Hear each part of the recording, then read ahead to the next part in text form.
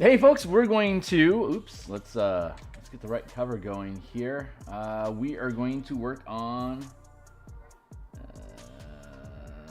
Spelljammer, Combat and Exploration. The artwork for the Spelljammer book that we're creating is going to be published on DMsGuild.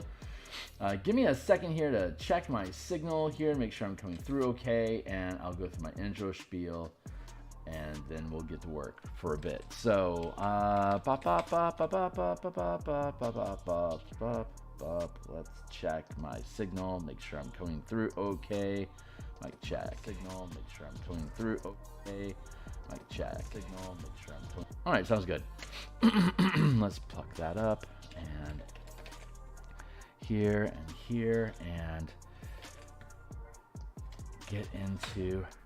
Hair's all light and fluffy from shampoo. Flarf. All right, cool. So, hey, my name is Theurgy. I create role-playing game supplements. I illustrate them, and then I publish them online. For the past 5 years, I've been focusing my attention on producing 5e supplemental content like this. There are a slew of links in the description down below that have free previews that you can take a look at. Just click on the eye icon if you're using a cell phone, or if you're on a tabletop, desktop, there'll be a label that says full preview underneath it.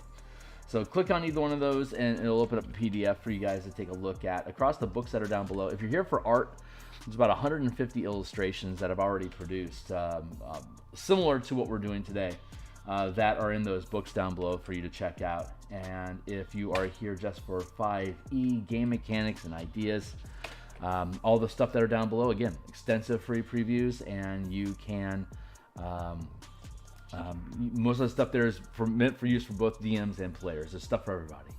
So if you think that stuff is cool, consider making a purchase to support the growth of the channel and encourage similar behavior. Otherwise, you can follow me on Twitter if you want to get notification of when I go live. I've just noted that I've gone live, so I'm at Theurgy.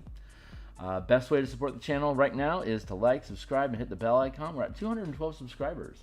So we would like to, if there's any way for us to get to 250 by the end of the year, that would be amazing. That'll help us curve into where we need to be with the growth of the channel. So what do we do? Like I said, we create role-playing game supplements. This is episode 226. So we created this book cover back around episode 15, so you can go into the Wayback Machine and go find that on the Spelljammer Combat and Exploration art stream that we have as a playlist on my channel. What do? We come up with an idea, we play test it, the idea works, we then put words to it, we then hire an editor to make those words sound smart, and then we go to individual pages, like let's zoom in on the one that we're going to work on today, which is mechanics about the Siege Commander role, or pilot and Siege Commander roles. So we have the text on the page here. Our page layout looks good. We would then go to Photoshop and File. We would extract a page. This is, what is this, page 24. So we'll grab page 24.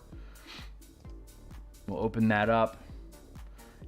Here's how it looks without any dressing, just the raw text file with a transparent background. We'll then copy the full page. We'll then go to the page that we have here, page 24, and we'll just we'll copy it in this. Okay, so these are the same size pages, right? And you can see here the border that is missing from the page. You can see that inserted here into the actual work document that we're working on. We absolute copy, so the full page is copied. So when we paste it, it just automatically drops exactly into position. Picture perfect. So we now have the page inserted into the document for production. We'll get the cover out of the way. We'll get that out of the way, and then we can. We'll call it text, and we'll put a lock on that. We'll get rid of the other page. Now that this text is locked, we can't mess with it at all. It doesn't go anywhere. And then we have a gap here that we fill with an illustration. So Zooming in here or looking at the document here, it's saying it has mechanics about hiding your ship while it's adjacent to objects large enough for the ship to hide behind, basically hiding, but at the 50 or 500 foot scale instead of just a character at the 5 foot scale. And then we have moving ship, like an object interaction or an action to move or to dash. And then since we have a gap here, we filled in with an illustration. This is an illustration that we had worked on previously. We're back to visit it some more. So this is what we're going to work with today. Hey, Hornetico, it's good to see you, my guy. So let's see. Here is our references for asteroids. We have a ship here in the background. I think, and then we have our spiderling, which we've got crawling around and hiding behind asteroids to ambush this galleon. For comparison, these are 5 foot scale squares. So this spiderling fighter craft is 40 feet long, about the size of a TIE fighter. And this is a night spider, which doesn't have its grid present, but it's 200 feet, so each square would be in a 4x4 space. Galleons are 130 feet long, so they fit in a 3x3 space. Both of those vessels are at the 50-foot scale. So I need to add in some bubble art. So let's get a bubble around that galleon.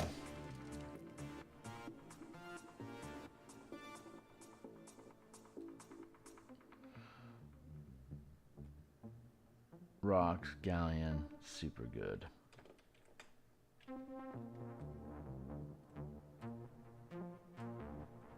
Line art, general, blop, blop.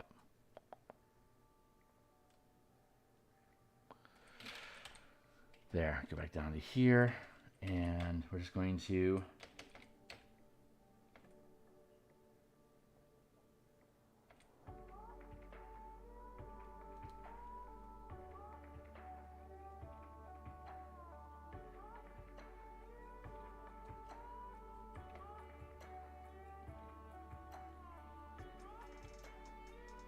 go 275.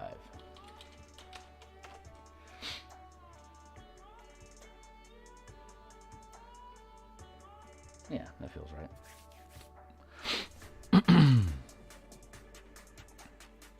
Drop that down to 10%.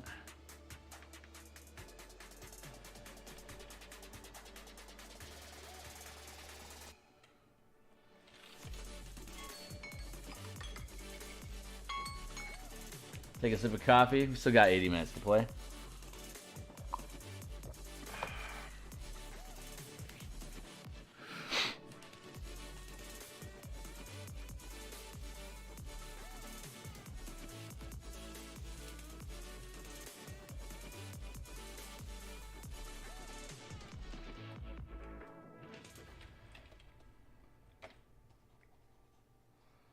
First thing I need to do is to trim that prow.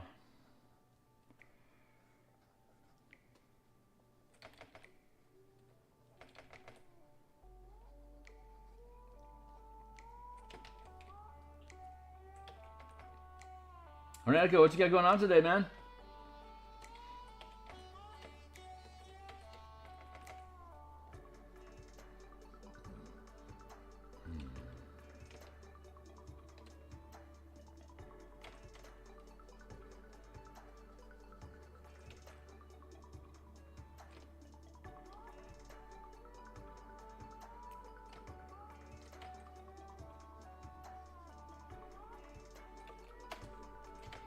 We'll ease into this picture and figure out what the muse wants to talk about today.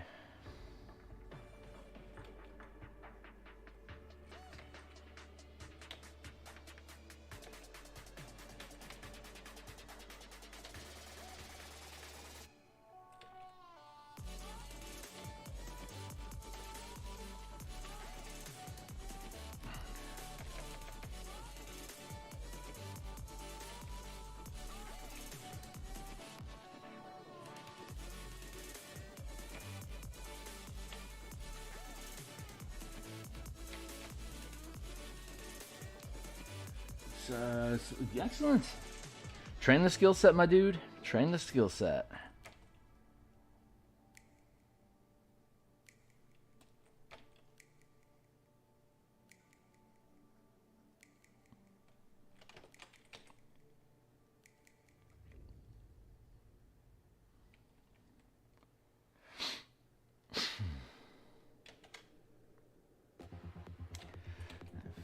Feels pretty good for a bubble. I'm gonna trim that nose just a little bit more.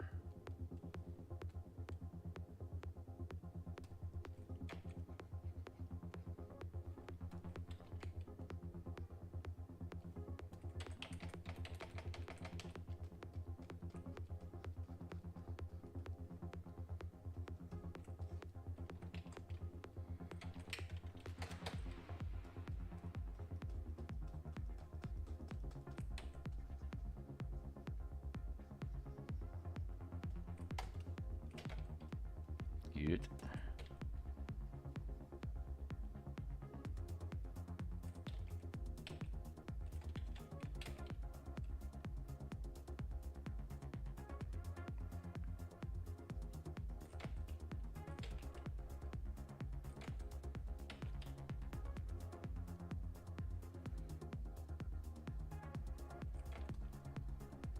Clean that up.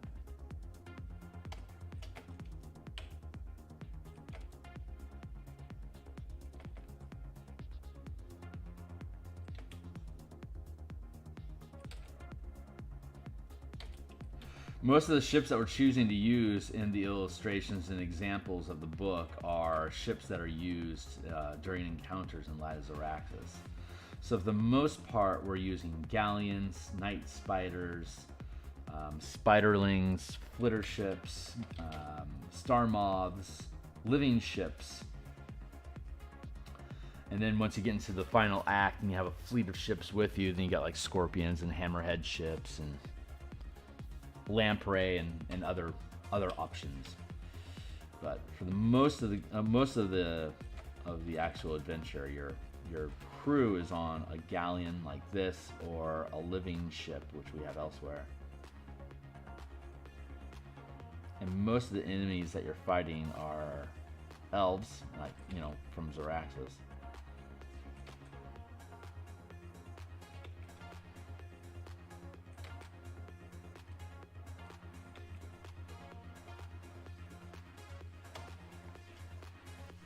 With a fun encounter against Theurgy at some point.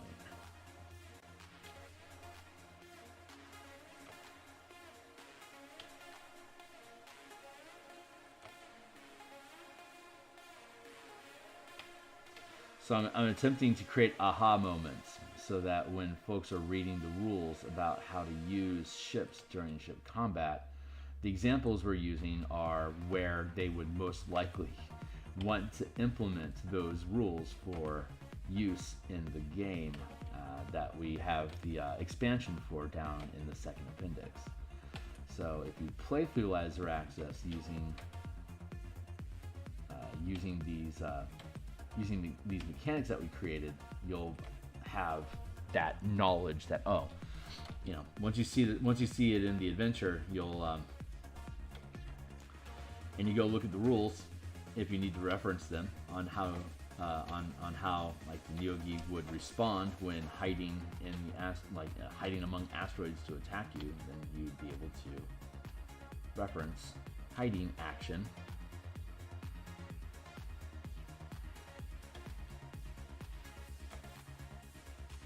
And the TM will be able to notice, oh yeah, these are a little Theurgy fighter ship that we're currently trying to hide. So that's perfect.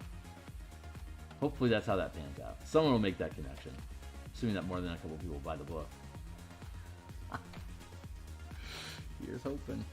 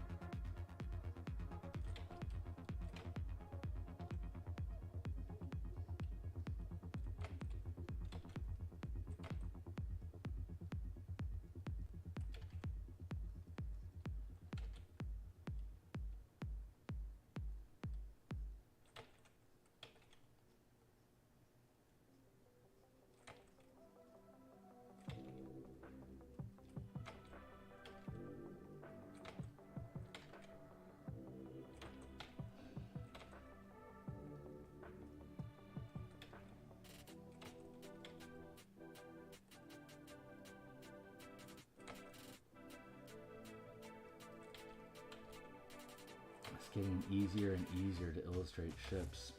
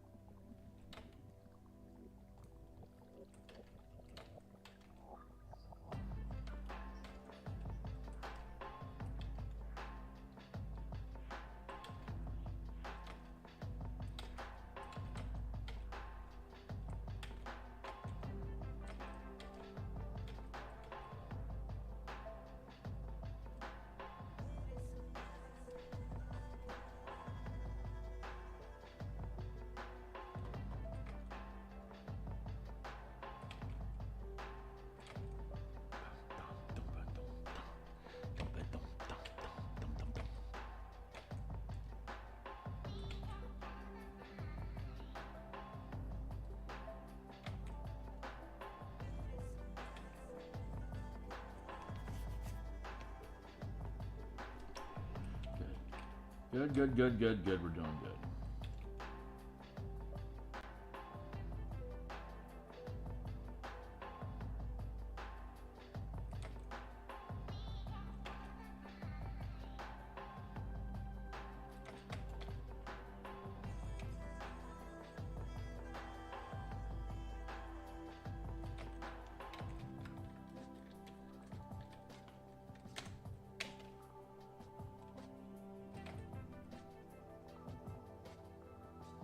This for now.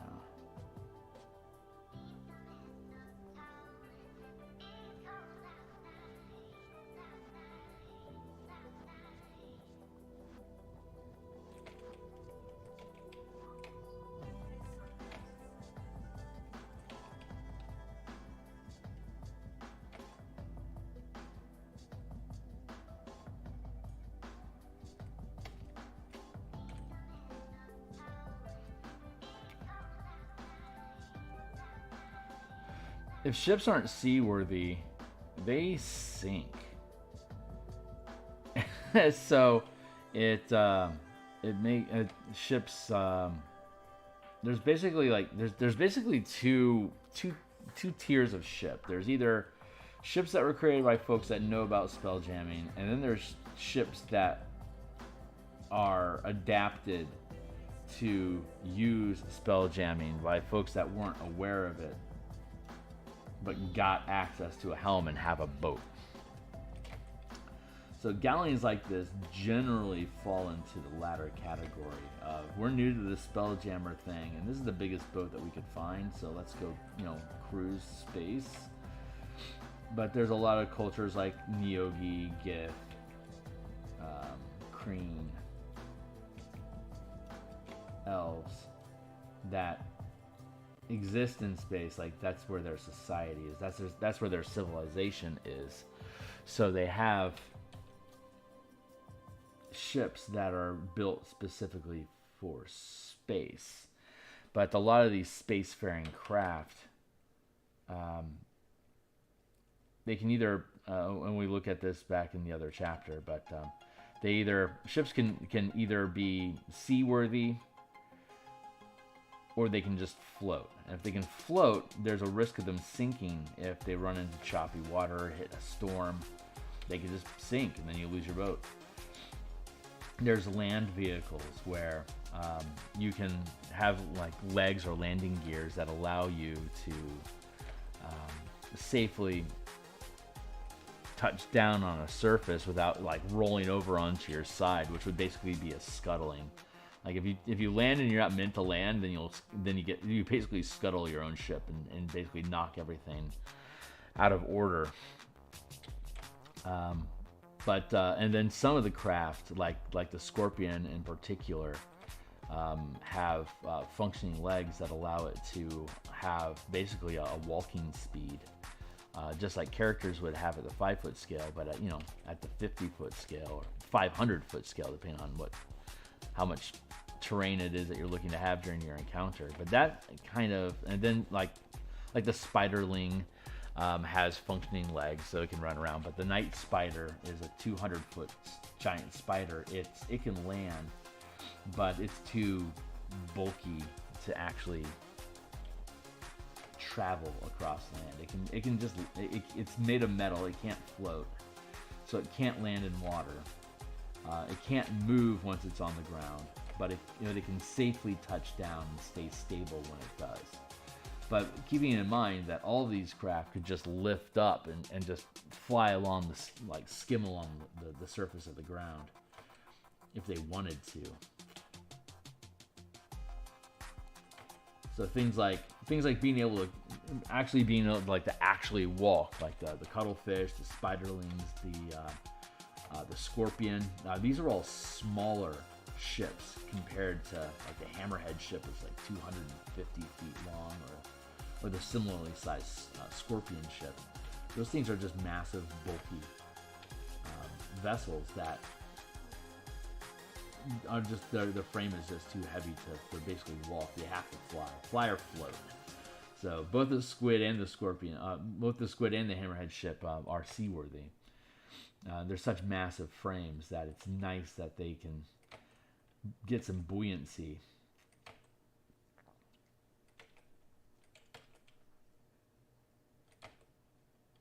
So craft like this are useful for landing, waterside, and then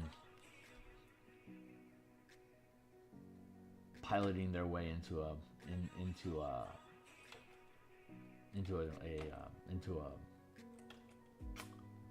what's the word I'm looking for, man? The word I'm looking for is a harbor. Thank you, God. And docks. You can just dock like a normal ship, no questions asked. Nice and stealthy. That makes them less. Honestly, these are kind of jalopies, man. Like if you're looking to steal a ship to fly in space, chances are a galleon is not going to be your first choice. So it's a safe pick. Plant me a planet. What up, my guy?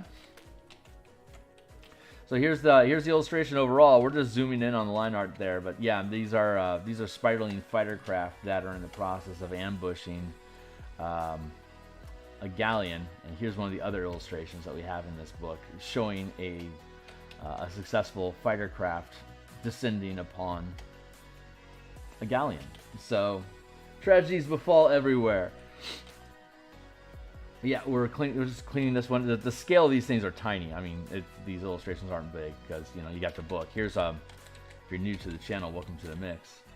I was demonstrating extracting pages from the document that we built into the Photoshop so that we could start painting on it like that. So you can check the very beginning of the stream if you want to see that. But this is 106, currently 107 pages of document. The first 87 are rules about movement, combat, exploration, observing things in space, object interactions, momentum, gravity, different types of gravity, planet momentum. And then the last 20 pages is using all of those rules to convert the Light of Xeraxis adventure that came with the Spelljammer's Adventures in Space that Wizards of the Coast published. So this whole book is basically here's all the, like, using what Wizards of the Coast offered. Cool beans.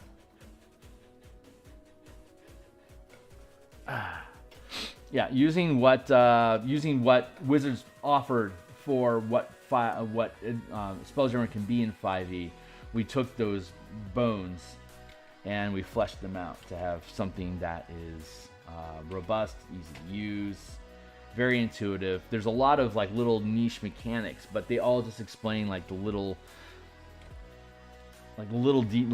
things that you can do with your ship, like closing distance, landing on another ship, grappling and dragging them, navigating an asteroid field like this. Like these are just some like really basic how should I do that type of questions that I keep seeing cropping up on Reddit.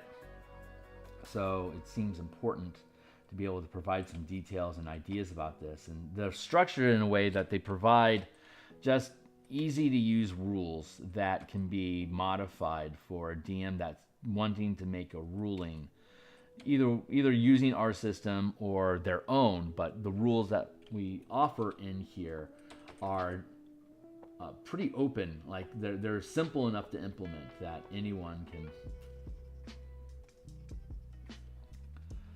basically use that guideline to create their own answers. But we have answers for all that stuff in here if you want them.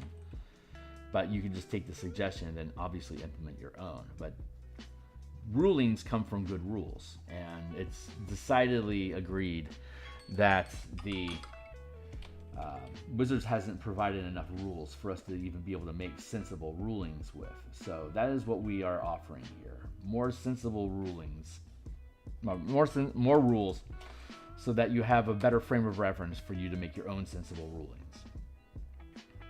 There, that's the pitch. Plus, like, squad mechanics, fleet mechanics,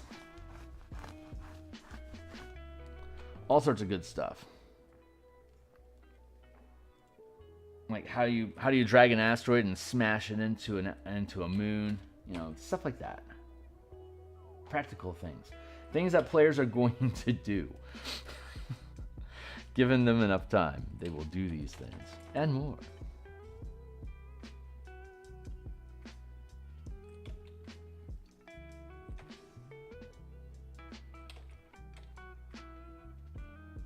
So we make the rules, we write the rules, we hire an editor to edit the rules, we get the rules back, we put them into the book. We then create the gaps in the pages for us to put diagrams and illustrations, and then we import those pages here into Photoshop and we build the diagrams and the illustrations. It takes a shitload of time. 107 pages is the largest document I've ever created. Previous to that, I only had my largest book was 75 pages, which is the Color Mana Spellpoint variant rules that's on the DMsGuild. There's a link to that in the Color Mana variant rule bundle down below. That's 75 pages, but honestly, a good 30 of them is just spell lists. So I've only like prior to this, the largest book that I've actually created, like actual content, not just charts, but actual content, was 45 pages. So this is damn near triple the size of the largest book I had created previous to this, and I had not anticipated how much time it was going to actually take to build this. So I'm really learning a lot here through the pressure of it not being done yet. I wanted it done in August, but I just didn't take into account how how much time it was going to actually take. And my life has changed a little bit since creating the spell point variant rules. So I don't have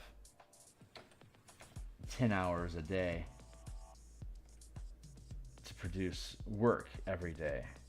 So obviously it's going to take a lot longer. I've got more like 4. So it's going to take twice as long for 3 times as much the work. So it's going to take 6 times the amount of time that it took me to make the spell point variant rule book, which is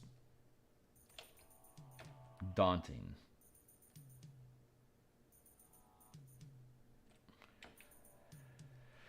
There's more diagrams in this book than there was. There's virtually no diagrams in that other book. So we've got a ton of diagrams that we've already had the opportunity to produce, which is helping collapse time frames.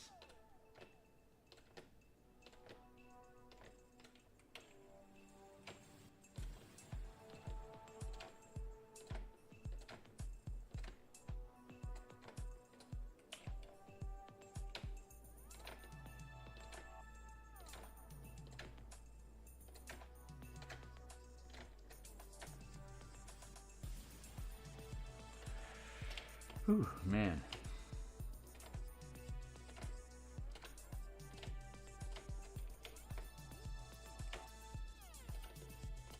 So I'm here 6 days a week, Monday through Friday. In the morning like this, I do the Spelljammer Art.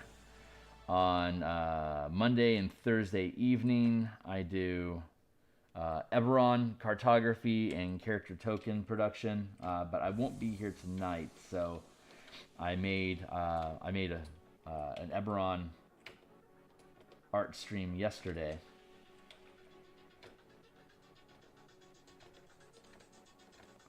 Tuesdays, tomorrow, I'm here at lunchtime creating game mechanics for the Martial Power mana system that we'll be publishing and bundling with the Color Mana Spellpoint variant rules down below to have a consistent mana resource for all 13 character classes for those that are Magic the Gathering enthusiasts like myself. That will eventually come in handy when you want to, like, say, play a Rakdos fighter and you want to use black and red mana. We'll give you things to use black and red mana for.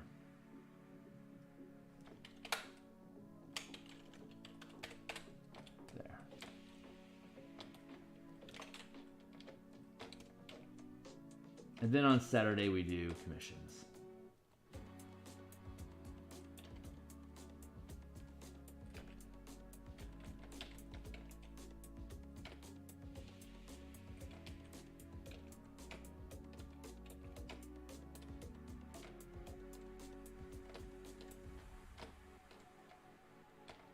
Wrong angle.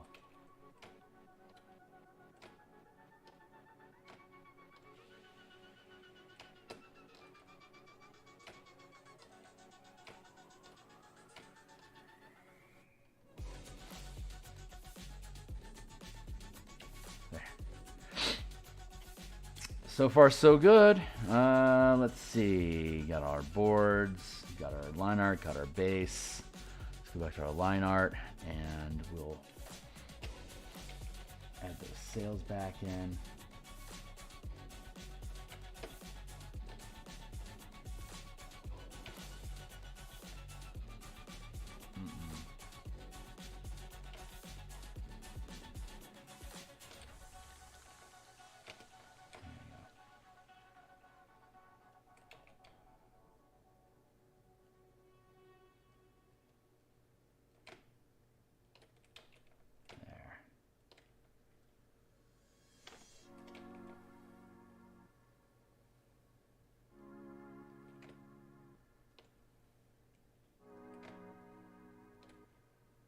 We got other illustrations fucking around with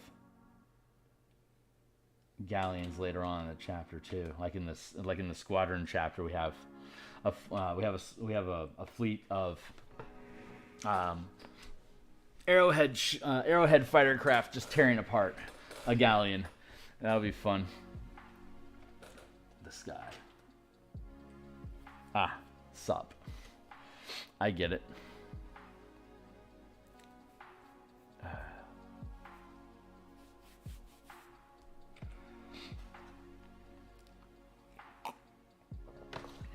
Chugging away, y'alls.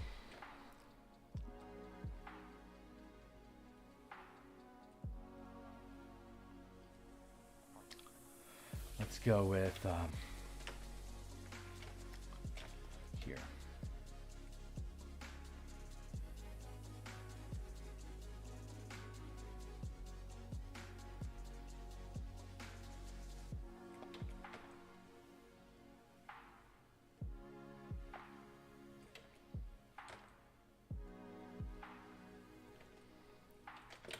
Oh, apparently I've got a gap.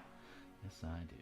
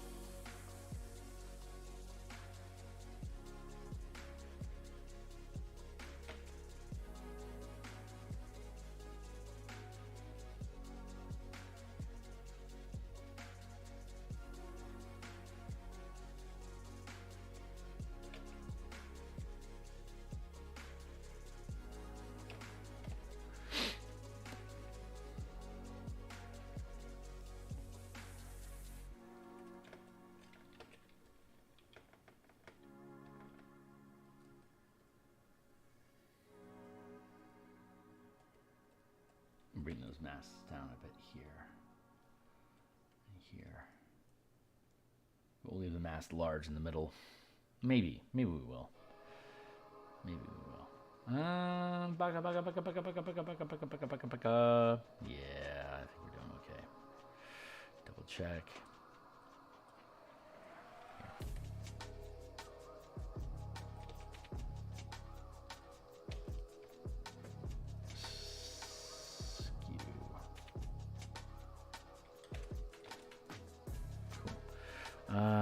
Let's see.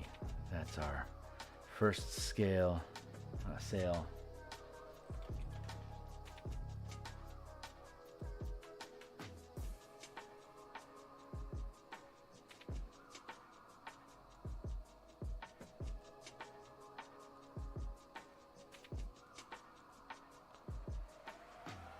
There it is. Specs. Flotsams here and there. There we go. Clean that shit up. Good.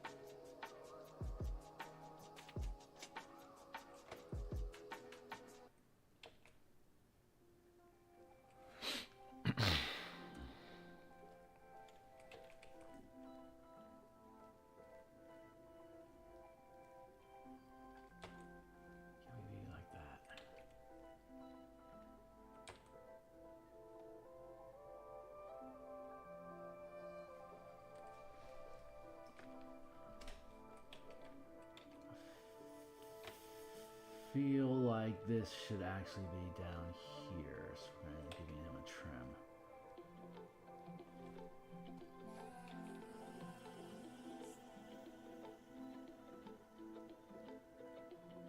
Like that. I don't know what happens if we make it a little bit bigger. There we go.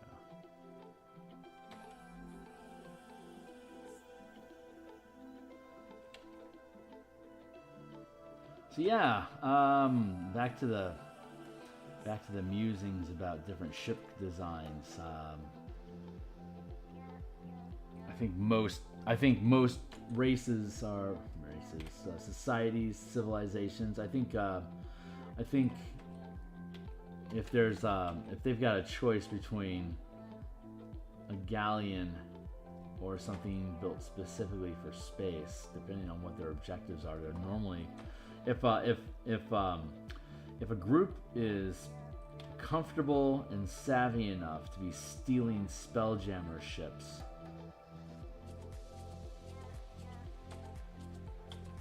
then they're probably going to skip a galleon.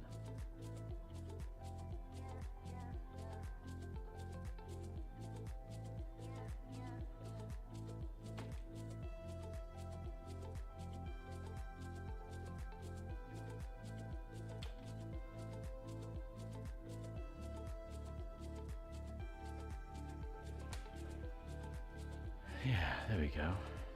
There's that.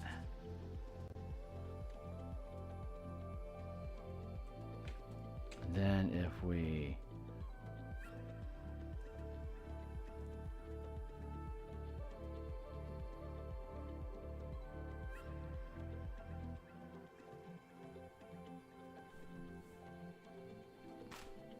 yeah, 50%. Okay, we're good.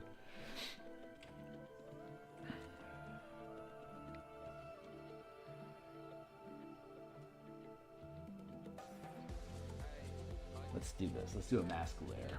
That might be the easiest way to resolve this.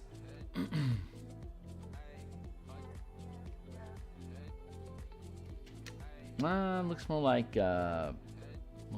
more like 75%.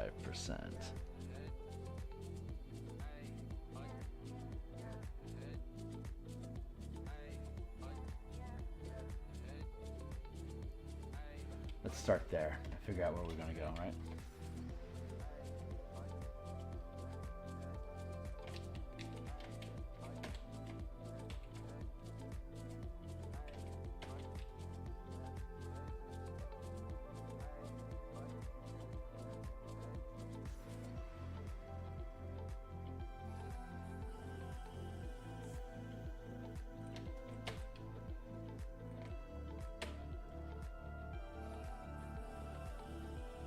By using a layer mask, I can make these sails transparent without actually screwing with the structure of the sails. This is a layer mask that we're using over here on the side, while these are the actual sails. So if I disable the layer mask and then I turn the layer mask back on, it forces transparency onto anything that's grouped inside of that folder. So I can do this fading effect and not mess with the integrity of the rest of the piece. Super useful trick. Pretty basic if for those that are familiar with Photoshop already. But this is a way for us to be able to have a handcrafted illustration while still using savvy tools inside of the Photoshop.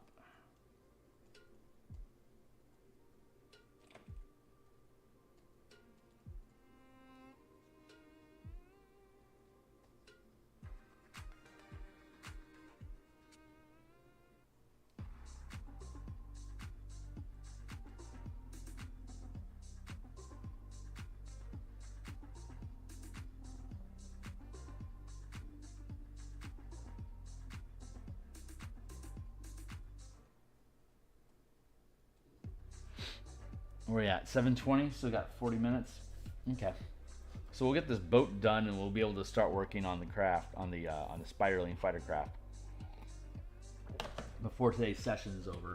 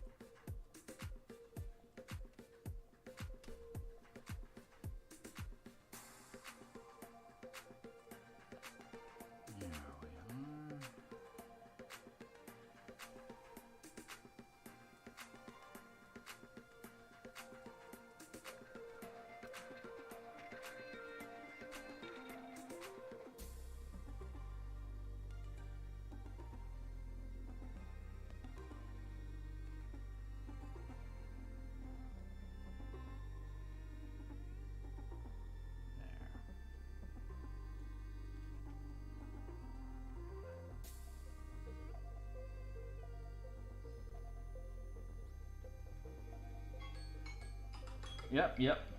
20-minute timer.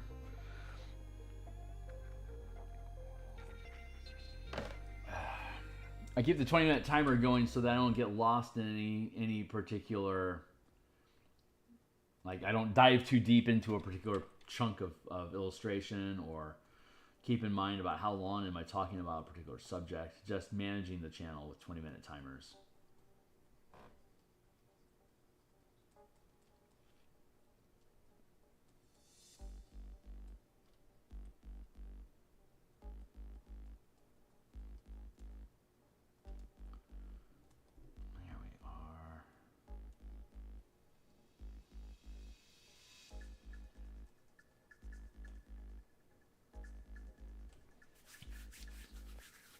Barf. I like doing these light sail effects, kind of like this was inspired by Treasure Planet, which is a great Disney animation. I mean, it's just Treasure Island, but it's Spelljammer though, essentially, or maybe more accurately, Starfinder's a little bit more techy. This is a little lower tech, and Starfinder's a little higher tech than where Treasure Planet generally sits. But I would say, as far as like, I'd say Starfinder's a little bit more on point tech-wise with where Treasure Planet is compared to fantasy adventure in space. It's Starfinder's hard tech as opposed to fantasy tech.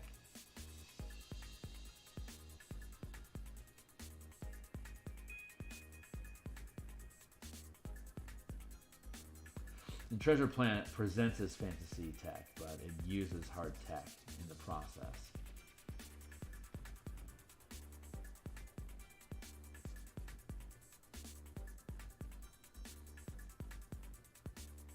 But the ship aesthetics that they use in Treasure Planet is a little bit more accurate for depicting actual crew life, but 5e doesn't do that either. So the most accurate crew depiction would be 2nd edition Spelljammer. There we go.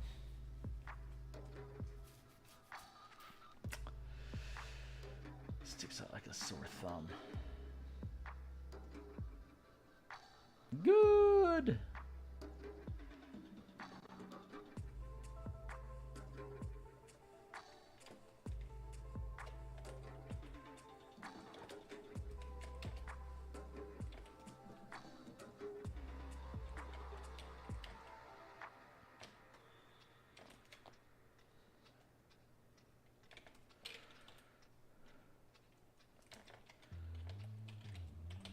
Sales.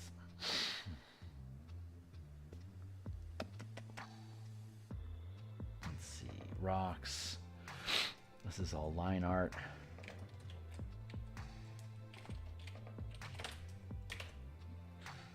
Except for the very last one.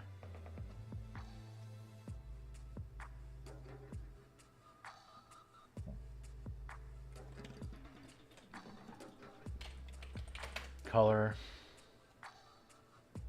Oh, that was the air bubble that I accidentally just erased. All right, whatever, dude. Back. Bubble. Duplicate that layer.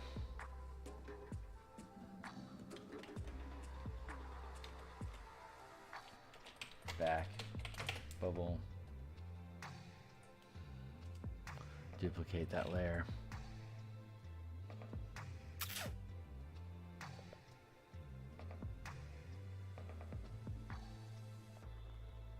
No, I was wrong.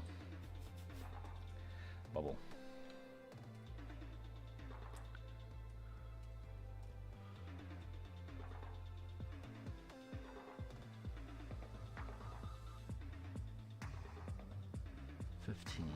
That's a good bubble effect.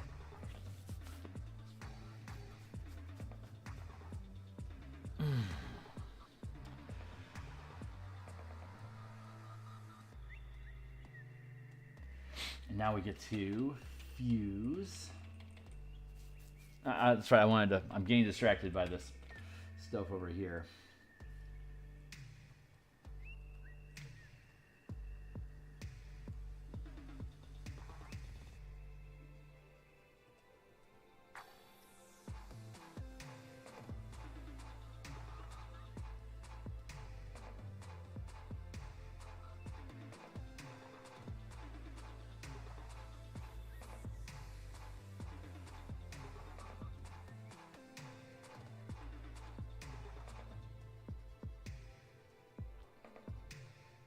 I want to blend the masking here over the wild space to match the gray tone of the border ribbon, so that I don't have to have any hard breaks between the illustration and the edge of the page. Just have it bleed in using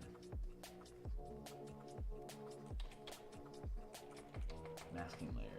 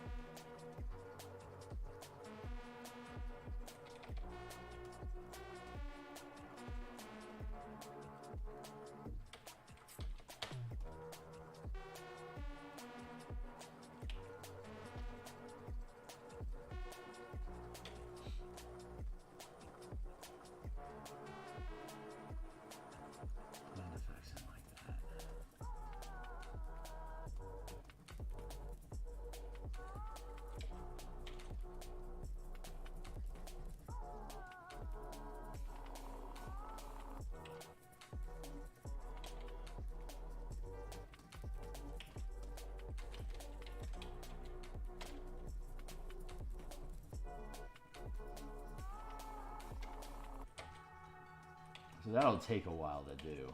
I won't bore you guys with all the specific details of doing this, but it's something that gets done. So I wanted to fuck around with it for a few minutes for you guys just to see it.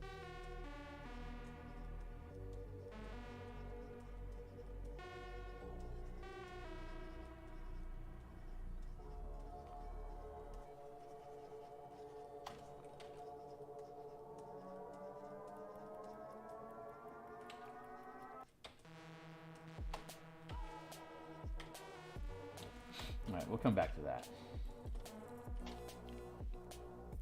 Just want to spend a few moments on that since it grabbed my attention. Color layer down here. And then we'll overlay that with shadow.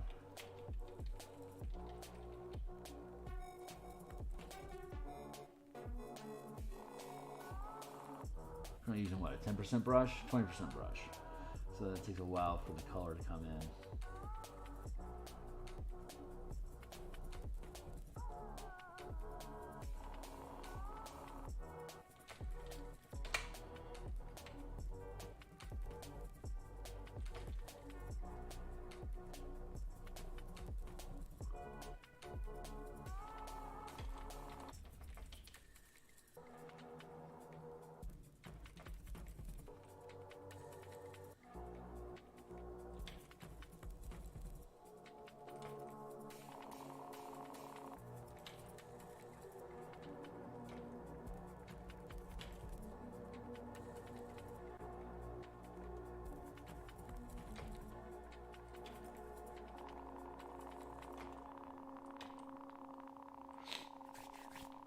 Good. So far, so good. So what? Let's add in some of this darker, very darker shadow here. Is our bubble on? Yeah, our bubble's on. Let's get rid of our bubble for the time being.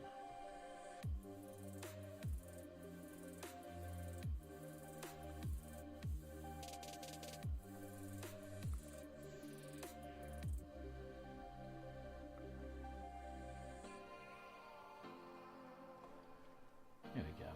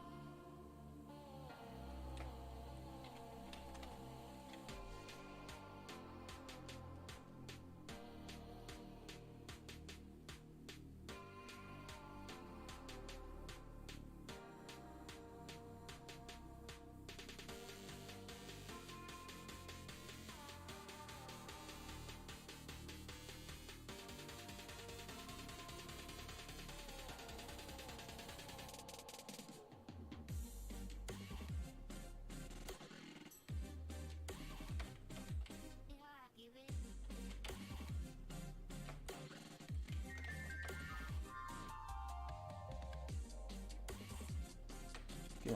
There we go. Not too difficult.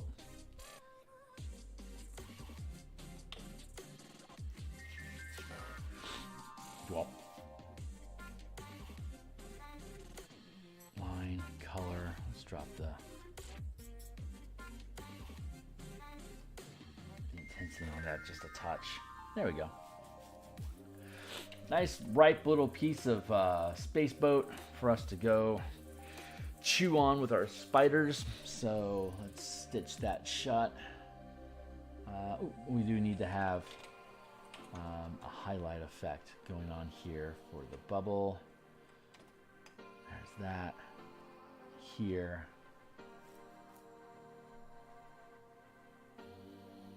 Let's not show our extras for now.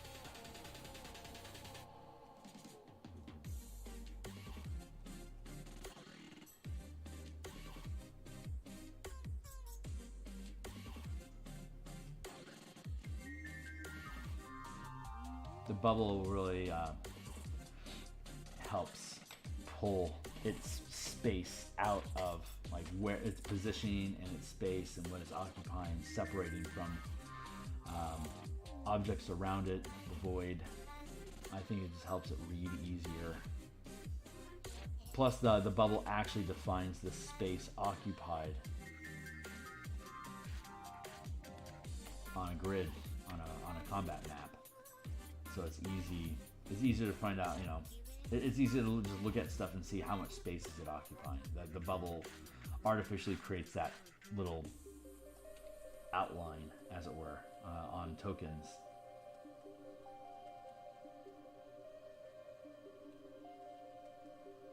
So like if you're using a color token on a color background, you can, depending on your scale, you can lose tokens to the wilds, to the depiction of wild space pretty easily. So these bubbles help create little bubbles in space that are full of ships. So it's very literal, little bubbles. Makes it very easy to pick them out.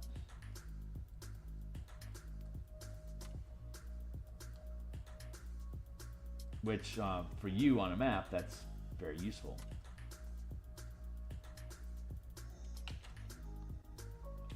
It's a little meta, but I like it. I like the aesthetic a lot.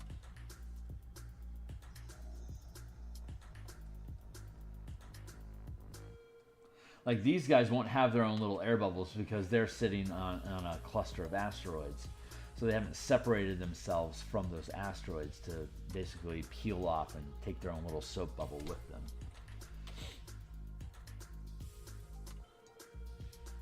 You generally only need to depict soap bubbles if they are free floating in their own atmosphere.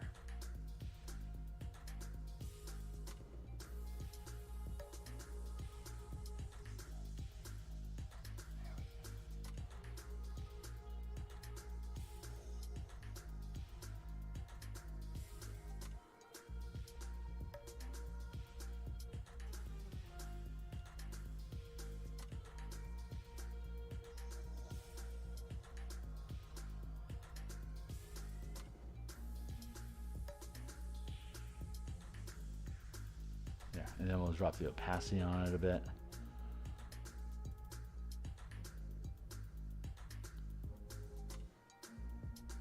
There. Soap bubble. And that resolves the galleon for now.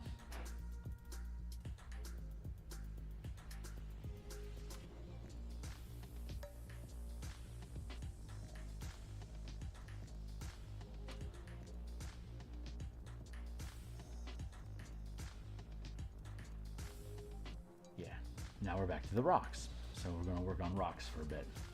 We got about, we got about 20 minutes left. Yeah.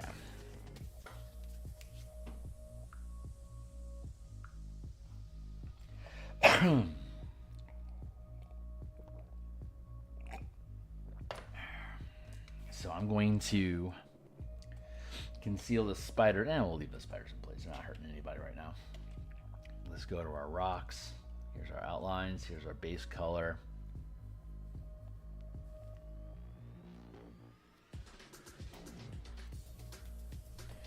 We'll be able to get rid of the base line art around the asteroids once we get the color put into place. So let's start putting color into place.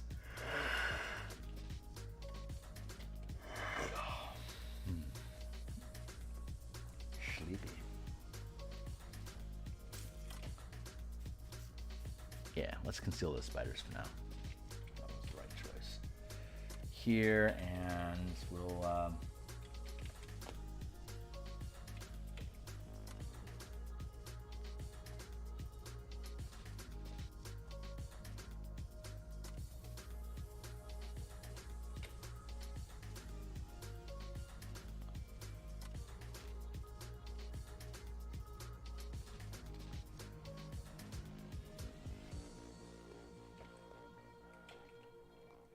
so we have a sheen from the bubble here. It indicates an underlighting, so we can use that same narrative here to help separate asteroids from the wild space around them, because of the way that shadow works, the objects would bleed into each other and be difficult to differentiate them, but by having an underlighting implied somewhere,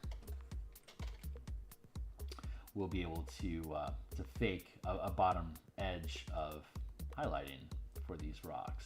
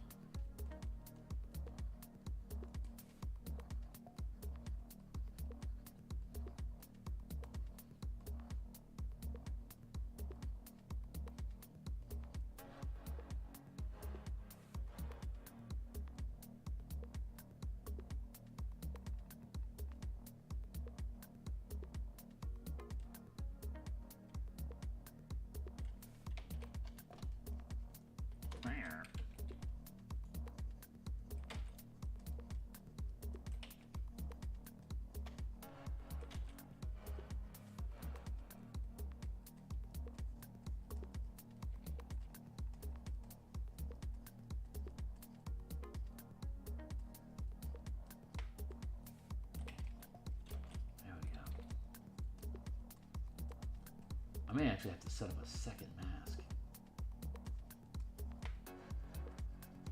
Overlay over this to help make sure it smooths into the frame. We're just gonna do this for now.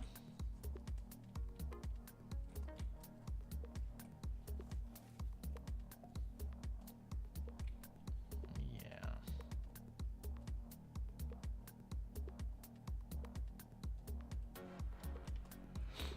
Let's do that for now.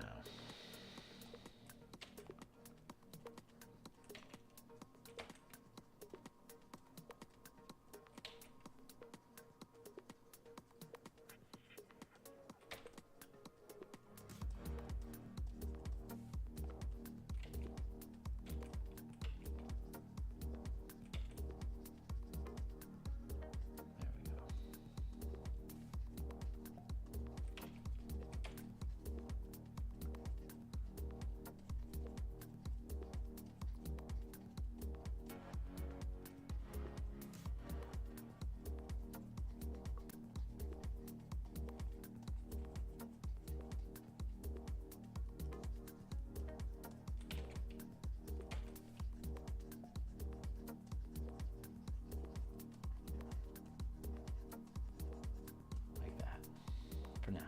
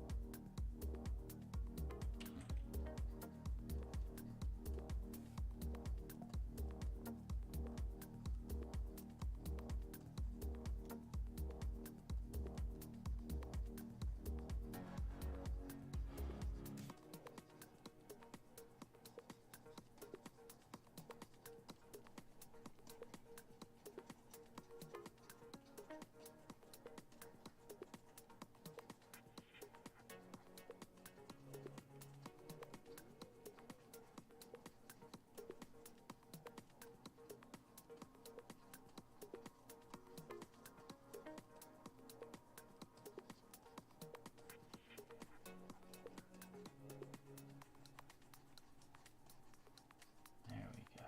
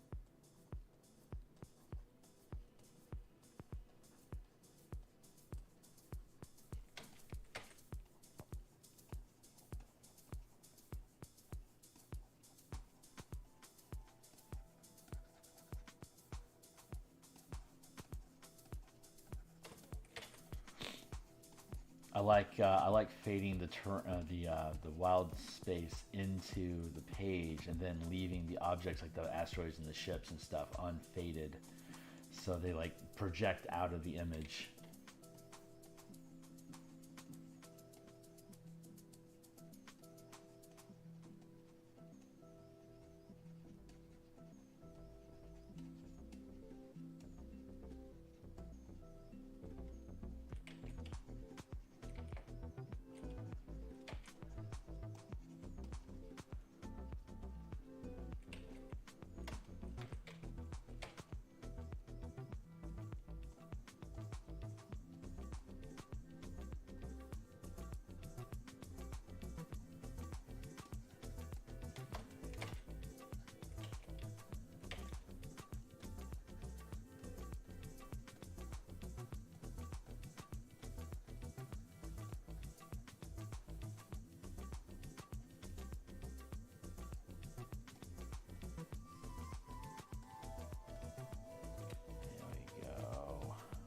enough for now.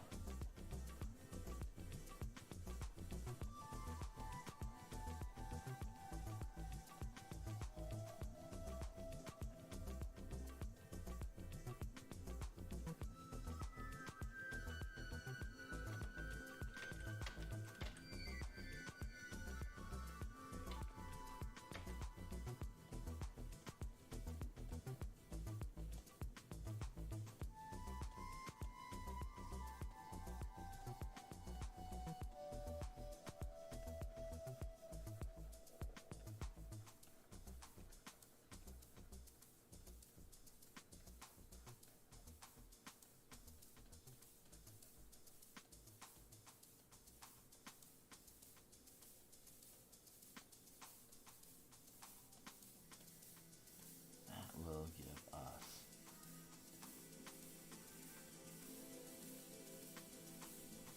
enough fade for now. I can spin forever on these sort of things, so you gotta learn when to quit to quit.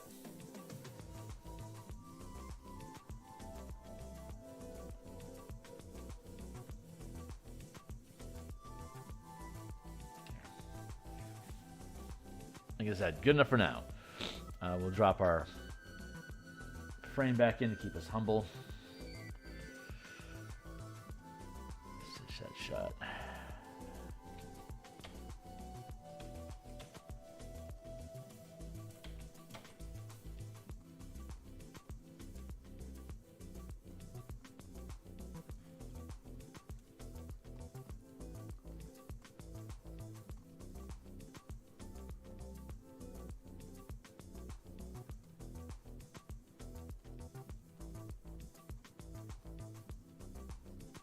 We can give those to blend.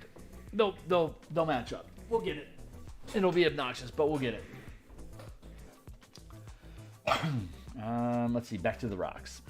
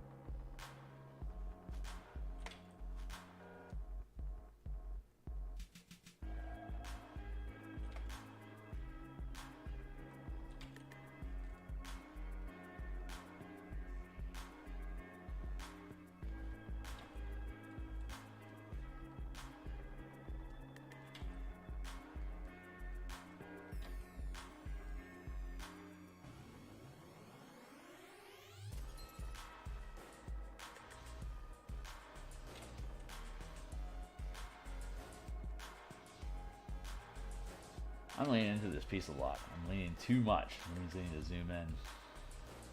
Keep my posture up.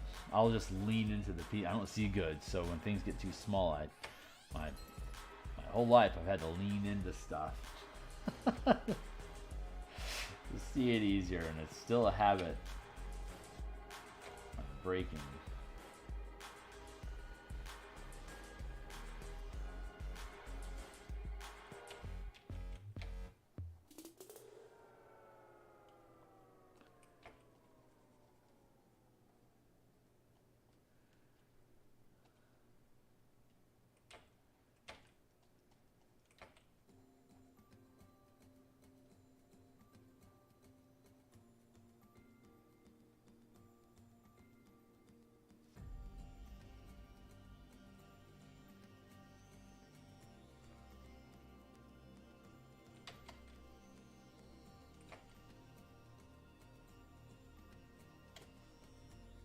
Very good. Very good.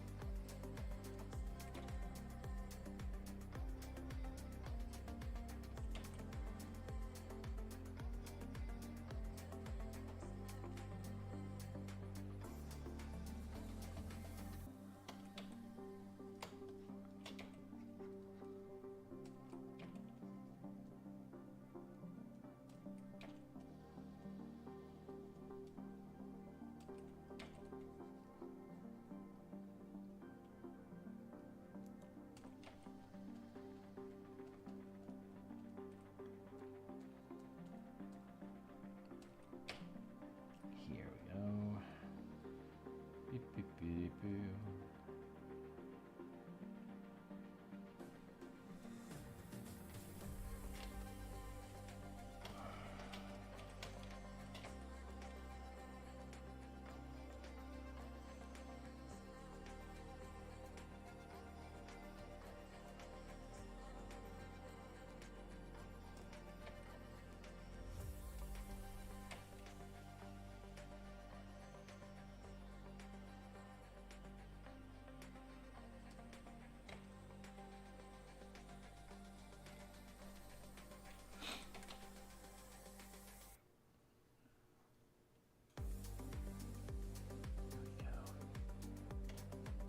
Very good.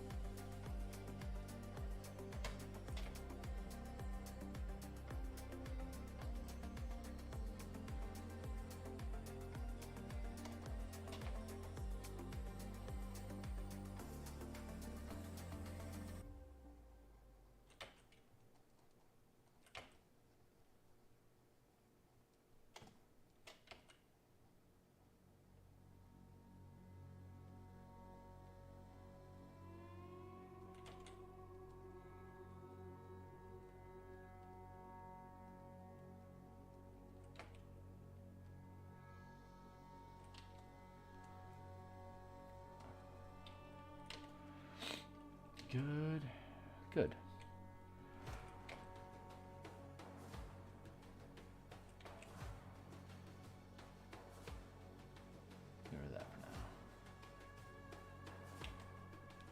All right, so clean up these rocks.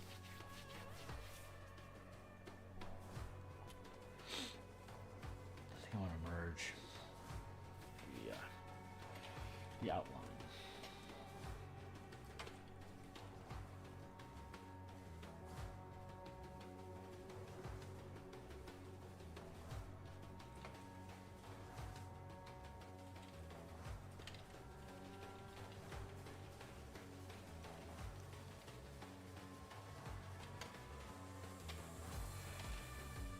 Yeah.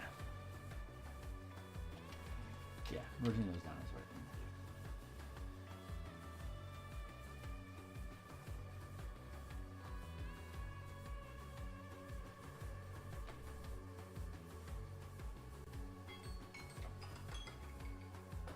Oh, well, hey, that's time for the day.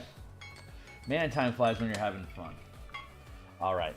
So, we may... I don't know what we're going to work on tomorrow, but we're going to work on something tomorrow. We're going to do more... We're going to do more Spelljammer Art tomorrow. So, this is where we're at with our craft so far. Piece is coming along very nicely. I am happy with this.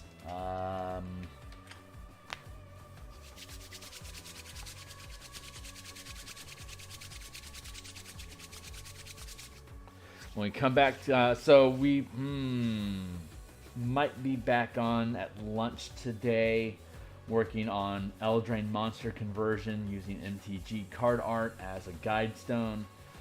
We'll be back tomorrow morning for more Eberron art.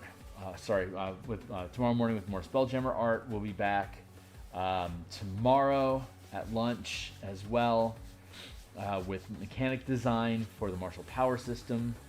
And then, yeah, we'll just keep hammering at stuff until it gets done. When something gets done, we pull it off our plate, we replace it, we keep moving forward. So, thanks a lot, folks, for swinging by and sticking around with me. If you're new to the channel and this stuff is interesting to you, then like, subscribe, hit the bell icon, get notifications when we're live in the future, which is frequently. And be welcome to the tag in the chat and say hey. That's weird. Should this refresh? Yeah, weird. There we go. This refresh. Anyway, all right, so rowdy. I will see y'all tomorrow.